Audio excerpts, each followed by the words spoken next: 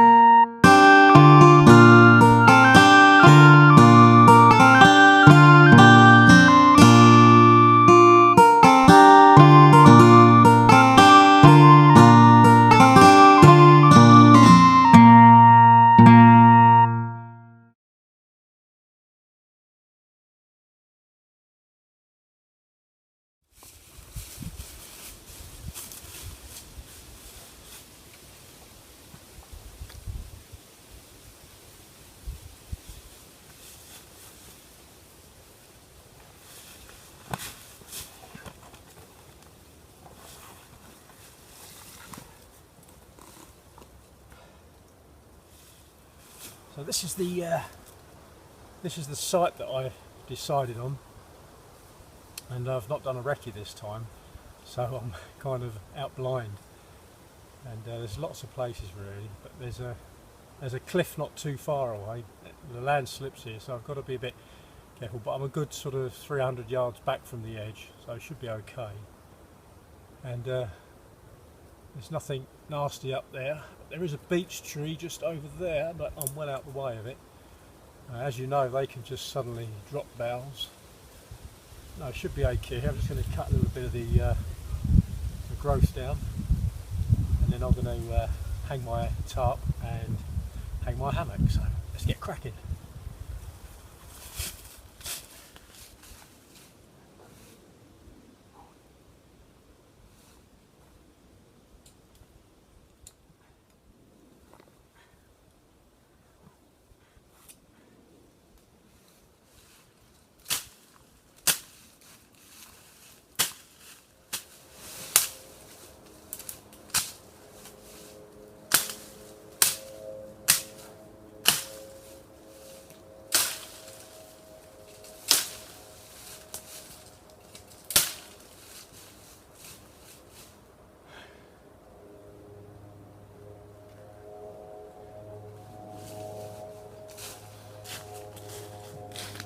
Cut a bit down there, and I'm going to put it between those two.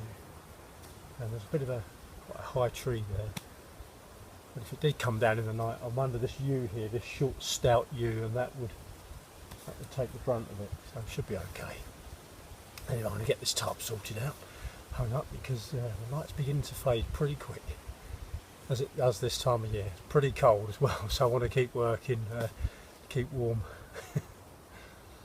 Yeah, great fun though. Lovely to be out again. It's cold, but yeah, it's great. It's a real kind of real out the way spot this. Yeah. Anyway, let's get cracking.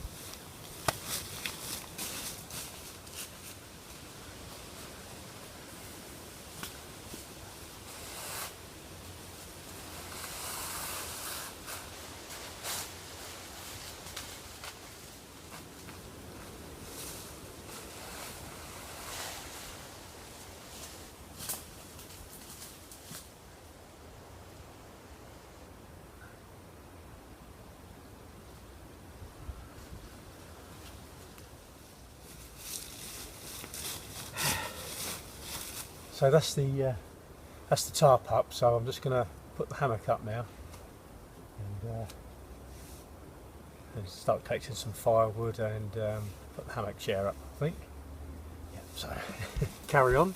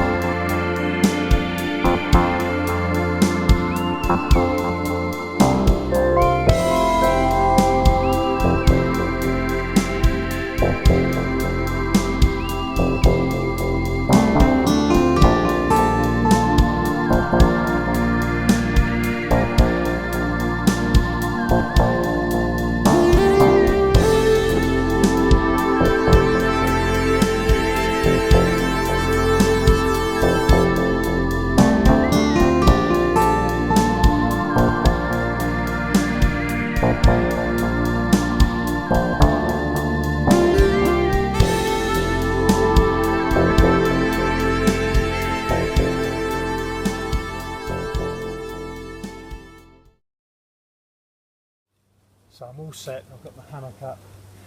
A couple of bed rolls in between the layers because this is a travel hammock, so I can put the insulation between the layers, which is, keeps the cold off me from underneath. I'm still not an underquilt convert yet, but we'll see. And so now I've got about 3/4 of an hour of light left, so but it is faded, so just enough time to put my hammock chair up and gather some firewood. I need to get dead standing because it's quite damp where it's been wet. So I'm going to crack on.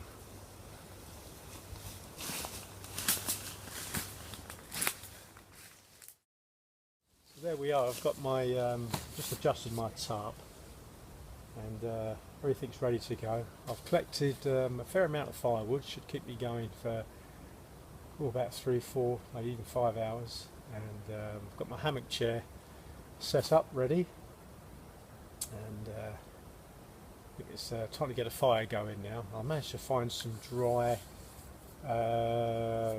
clematis as well, so I'll be able to buff some of that up, give me a bit of a start. And there's quite a bit of dead standing around here as well, so it shouldn't be too difficult to get a fire going, even though everything on the ground is wet. It should be okay. You see I'm right in the thick of the wood here. So yeah, I'm under a yew tree as well. I think I said earlier there's, it's quite a short stout one, it's not going to come down or anything.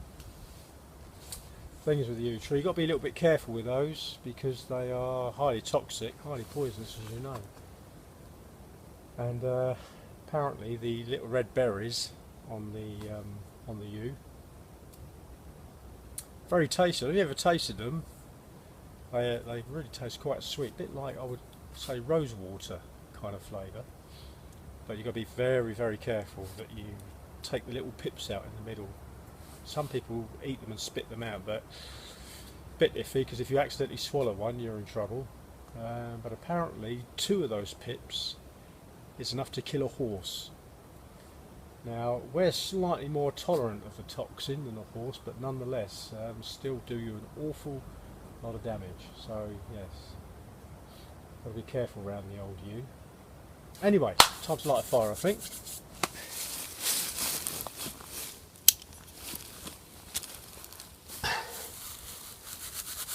So what I'm doing now is I'm just buffing up some dry clematis, or clematis, some people say. I think that clematis is anyway, whatever.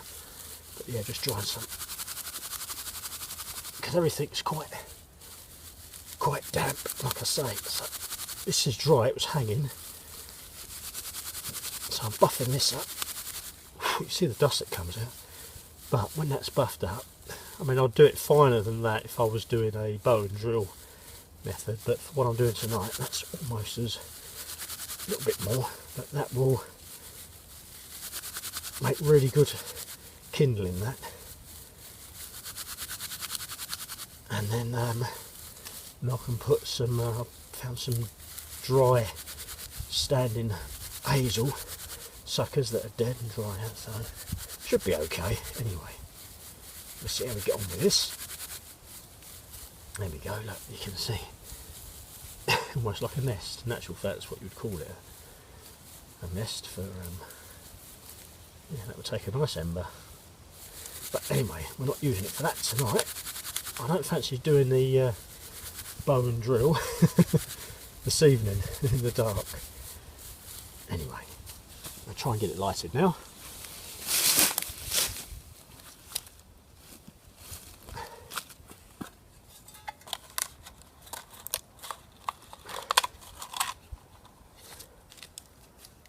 Nice bit of birch bark there. So I've got some birch bark, plenty of that at home. A bit of fat wood. My rod. Also, I've got it in my bag. I'll just go and get it.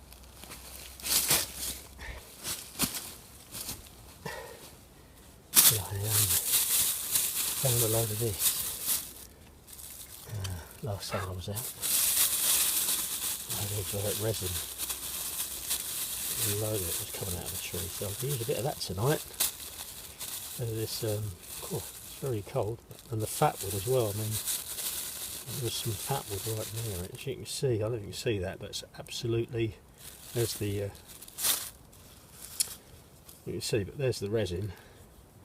State of my knife. That's why I don't do expensive ones. I'm terrible for knives. But there we go. Look, you see the resin in that. So that's gonna. I like that bit tonight. I think what I'll do is just start it on a little piece of birch bark.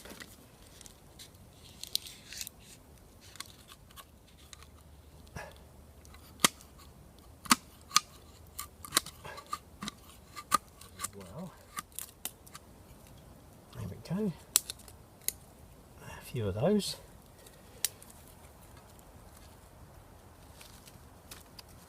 There we go.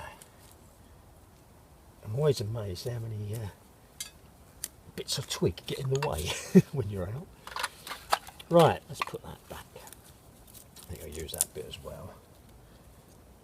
There we go. Right, we're ready. So let's put a spark to that first. Again, like I said last time, I always, when I'm lighting fat wood, dust or shavings, or birch bark, I always like to keep I always think it's best actually to keep the ferrocerium rod solid in there, and a real hard, gradual, slow strike into the shavings normally does the trick.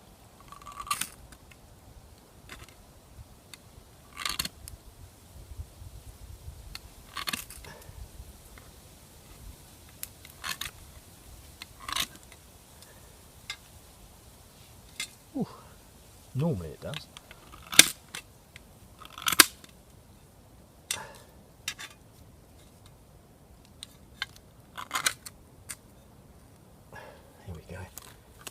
little bit that time. Put that on there.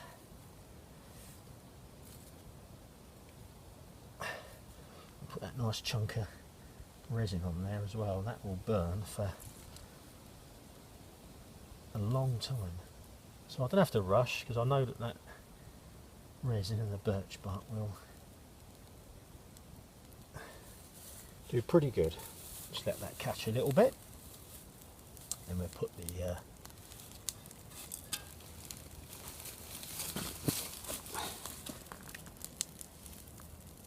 we go, we'll put that clematis on now. Then we can start putting some of this on. This dried hazel. That wind direction has changed, it was blowing.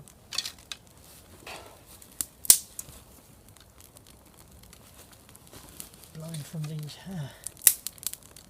southwest about 10 minutes ago.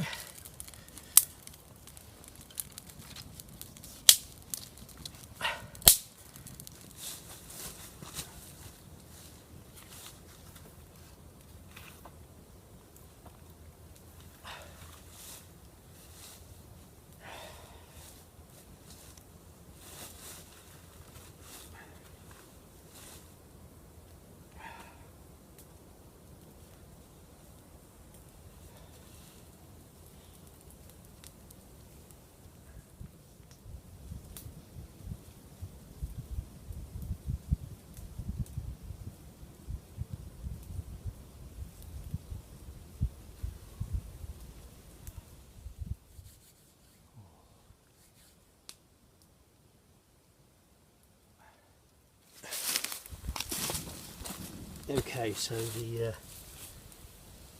fire's ready for make a cook on now. A bit of oil in that.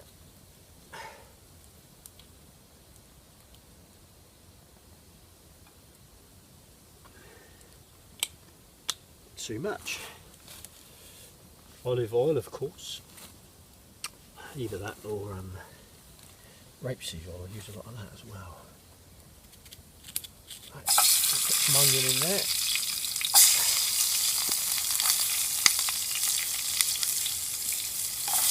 Goes off.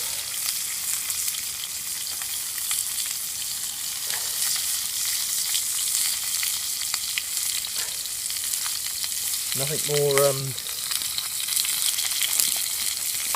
more comforting when you're out wild camping than the sound of the old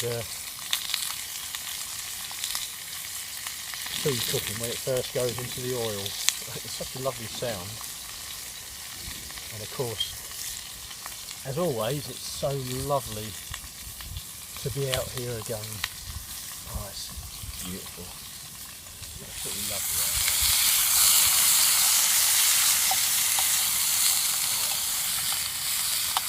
Yeah, those onions smell lovely. Oh, absolutely gorgeous, those smell. Just hope the old wind doesn't change direction. Oops, fell in it. These are a handy little thing. They're you got seasoning in one half, salt in the other.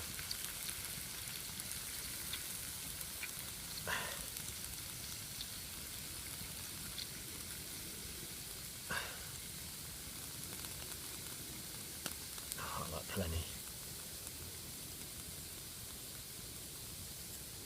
Oh, it's lovely and warm now, that fire. Oh, yeah. Oh, that absolutely hits up. I know I say it every time, but the food just, I don't know what it is, it just smells better.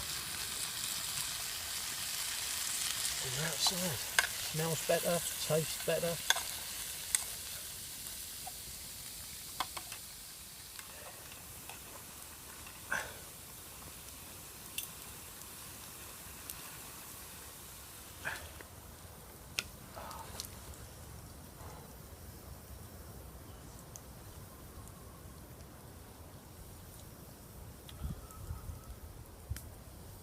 Tasty.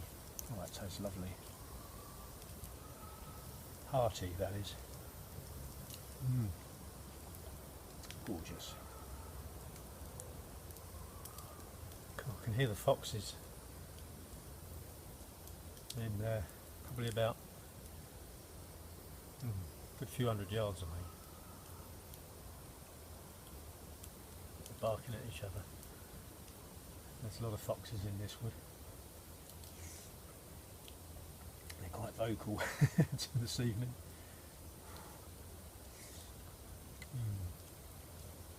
Oh, it's lovely.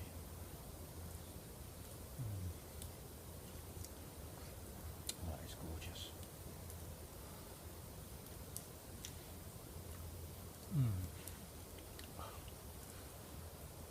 Oh yeah, that's very comforting. Comfort food. That. It's cold, but by this fire it's not too bad, and with this going down as well. Yeah, it's lovely. I'm just making a coffee now, and I know I've mentioned them before, but these, if you like your filter coffee when you're wild camping, bushcrafting, these Xylus cups are brilliant. I've mentioned it before, but sorry, I'm getting smoked out. Oh, that's better. Yeah, yeah, you just put your coffee in the bottom, ground coffee, and then give it a couple of minutes, and there's your little strainer filter. Then you just push that down. Add your sugar and your milk, if you take that like I do, and it's insulated as well, so it keeps the coffee hot as well while you're waiting. Brilliant things, these. Love them. Oh, that's lovely. Can't beat being by a real fire when you're out wild camping. There's a couple of bits of wood on there, I think.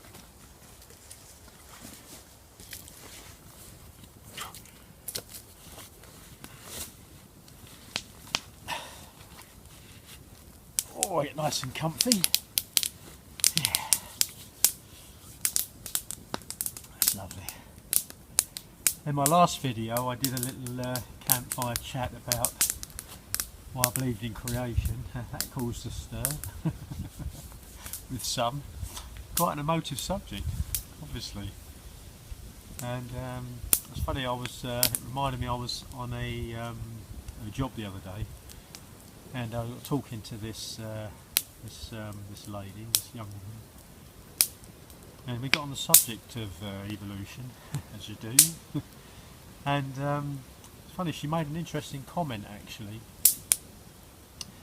She said that she believed that, with all the particles and atoms in the universe, that such a big mix-up and a mash-up of all these particles and atoms, that eventually the right combination would occur to produce the universe and life. All that was needed was time, and eventually they would kind of put themselves together and make matter and all the other various things in the universe.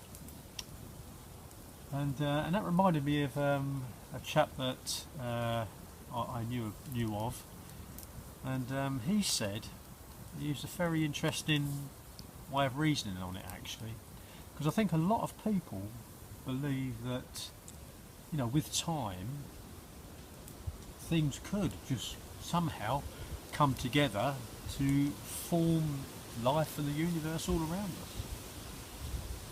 And as I say, a lot of people believe that, and you can kind of understand really, because it's thrust on people all the time. But as I say, this chap that I knew of, he actually said, as I say, interesting line of reasoning. He said, I'm not the most intelligent people. He said, all I do is I work in a meat chopper factory making meat choppers. And he said, these meat choppers, there are 17 parts to these meat choppers that he made. And he said, but those meat choppers don't just make themselves. And he actually said, if I took those 17 parts of a meat chopper and put them into a washing machine and switched it on and spun that machine for the next 50 billion years, I wouldn't be able to open the door and take out a fully formed meat chopper. The only way that the meat chopper components can come together is if he put them together. And simple logic, really. So of course, if that's just true of 17 parts, well, what about the innumerable parts that make up everything around us? Couldn't have just happened. I don't believe it did. In actual fact, I'm absolutely confident that it didn't. I can understand why people say, well, if there's a creator, why are there so many problems in the world? Well, that's a very good question, and there is an answer.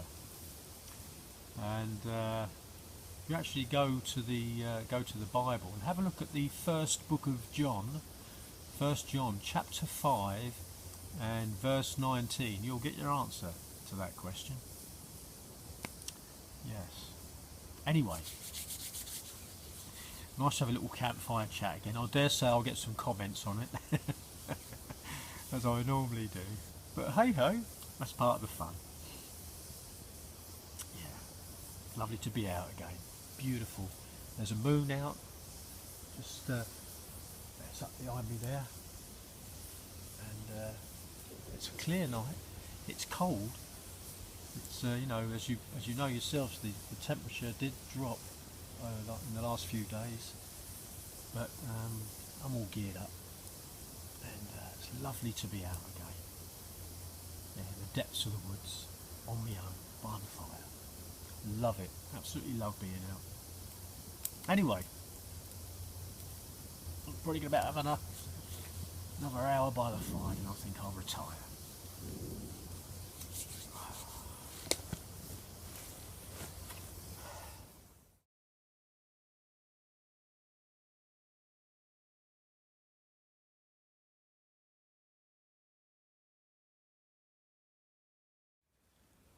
Morning, folks.